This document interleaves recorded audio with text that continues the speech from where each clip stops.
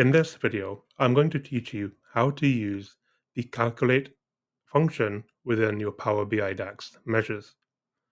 I will show you why it can be useful, and through 3 different examples in increasing levels of complexity, you will be fully prepared for how to use it in your projects moving forward. So without further ado, let's get straight into it. Right, this is the data model that we're working with. We have our fact internet sales table. We have our date table linked on the order date, and we have our products of category, and product category all snowflaked out.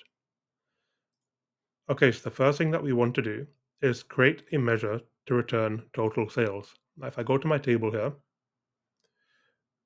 what you can see is we have a column called sales amount.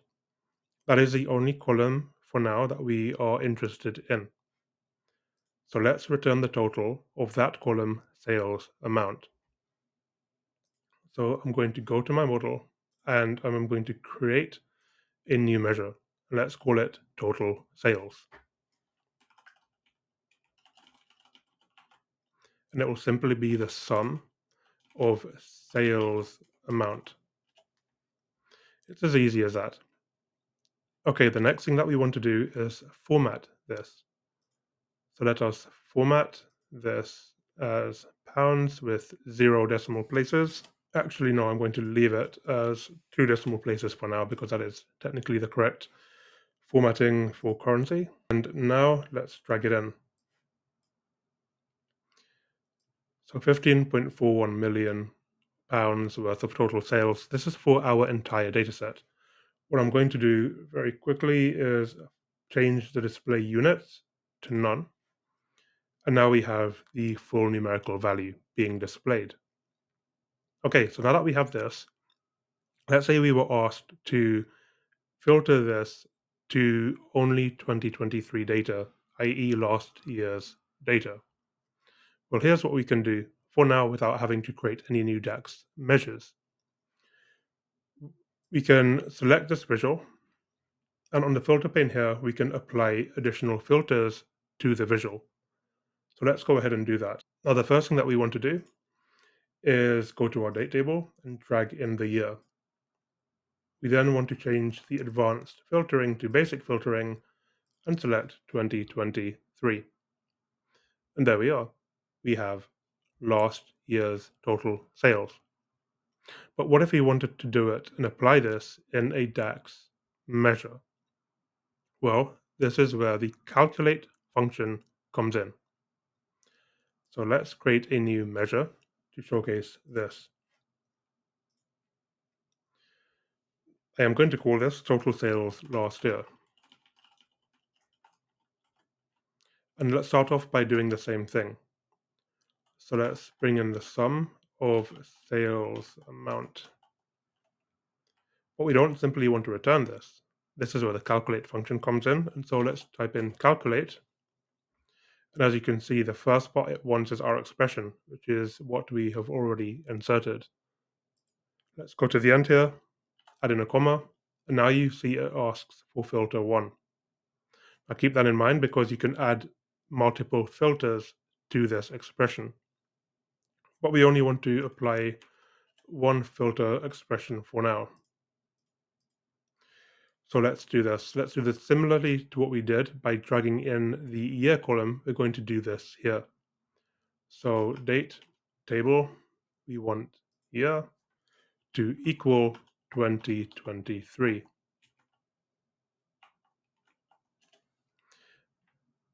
Now let's bring this in to make sure it is working correctly. Again, we're going to format it as pounds. Let's drag it in. And we're simply going to copy the formatting over. There we go. We can see that it works. Both numbers are identical. Okay, so that was the first way in which you could apply the calculate function to your expression. But what if you wanted to do more than simply return last year's sales? Well, let's take another look at this by adding in a different filter. So let's go back to our first visual, And let's go to our product category table. And let's bring this in down here as well to apply this filter to the visual. And let's select clothing.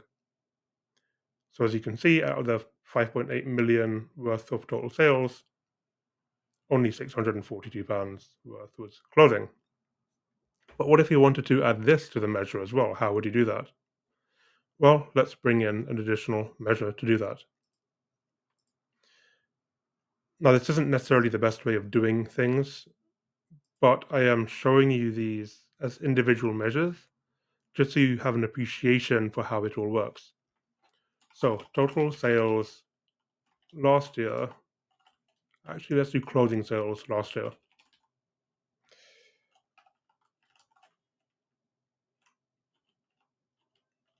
Okay, so we'll start off by doing the same thing. Sum of sales amount. We're going to wrap it around in a calculate again, and we're going to bring in that first expression that we had, which is the date table.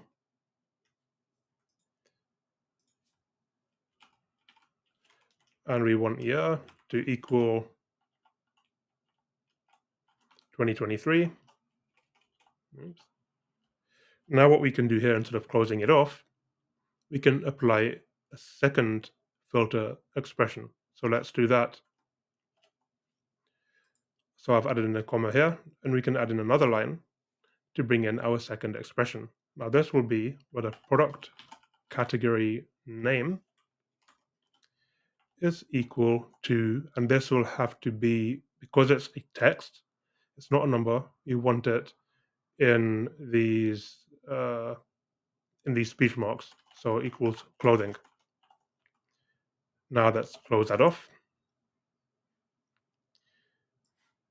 and bring that down here. And as you can see, we haven't applied any formatting to it, but the number is identical, £642 and 79 pence. So we can see that this is working even with two filter expressions applied. Okay, cool. Now let's do one more thing, which is a little bit more advanced. And this is to bring in a filter expression within the calculate expression. So let's do that. Now for this, we're going to keep things a bit more simple, but we can start from here. So what I want to do is calculate the total sales for last year, where all sales amount are above the average. So we want to take the average sales amount for last year and return the sum of anything that is above average. So how can we do that? Well, let's create a new measure called above average sales last year. Okay, so we want again the sum of sales amount. We want to wrap it in a calculate function. We then want to filter the date table to last year, being 2023.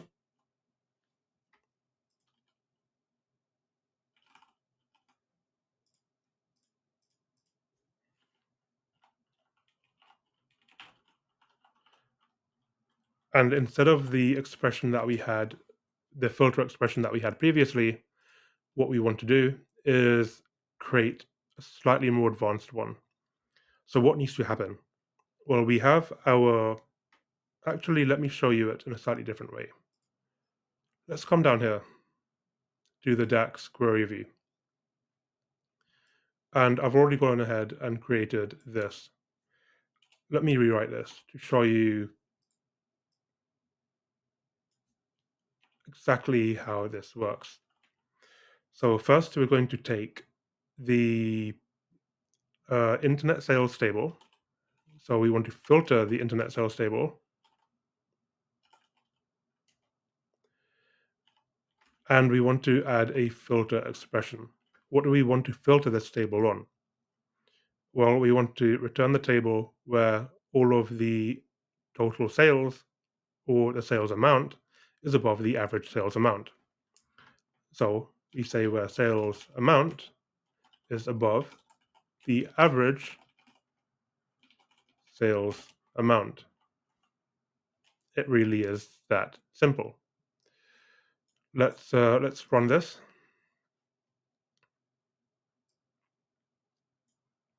And if we look at this table here and look at the sales amount column, all of the sales amount will be above the average.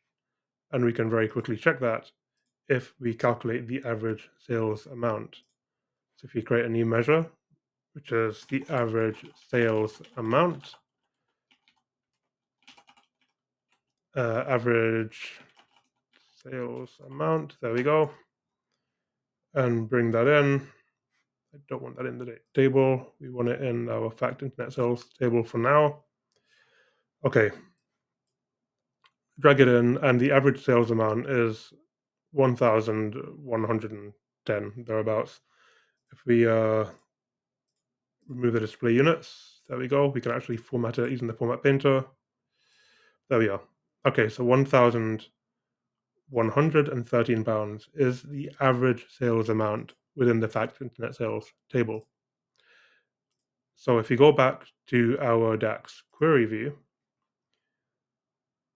and if I were to have a look at every single one of these sales amount, you will see that they are all above average. From the top to the bottom, they're above average. So we know that this is working. Okay, so now we know that's working. We can actually copy and paste this. So let's go back to our measure that we're still working on. Let's bring in a new line and paste this in. So what have we done? We've filtered the fact internet sales table to where the sales amount is greater than the average sales amount. And this is part of our second filter expression within our DAX measure. Right, so let's apply that. And as you can see, we no longer have an error. We can format this again. And now bring it in. And there we are. We now have our above average sales for 2023. And if I come here and format that too, like all of the others, there we are.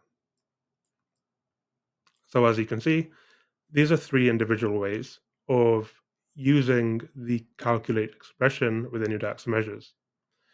Now, the reason that you may want to do this is because you can create expressions and measures that work in a more dynamic way. And let me give you one example of that. So let's go back to one of our more primitive examples. Let's take total sales for last year, and this can be applied to all of the other ones that we've created. Every single year, let's say we go into 2025, do you really want to be hard coding this measure? I don't think you do. And you certainly don't want to create visuals and have to go in and apply filters individually every time you refresh a report. Because you might not be looking at last year, you might be looking at yesterday's sales. You don't want to be doing this every single day, which is where the calculate expression comes in extremely handy. So let's go to total sales last year and make this a bit more dynamic. What we want to do is firstly create a variable, and this variable will be called last year. And we're simply going to return the year of, so we'll take today's date and -1. So all we're simply doing here is taking today's date, we're returning the year from it, which will be 2024, -1 gives you 2023. Now we want to return this function, but we can change 2023 to last year, which is the variable that we have just created above. We click this, and there we go. Nothing actually changes. In the front end, the user will never know. But what we've simply done is make this measure dynamic. Now it will always return last year's results, not just 2023.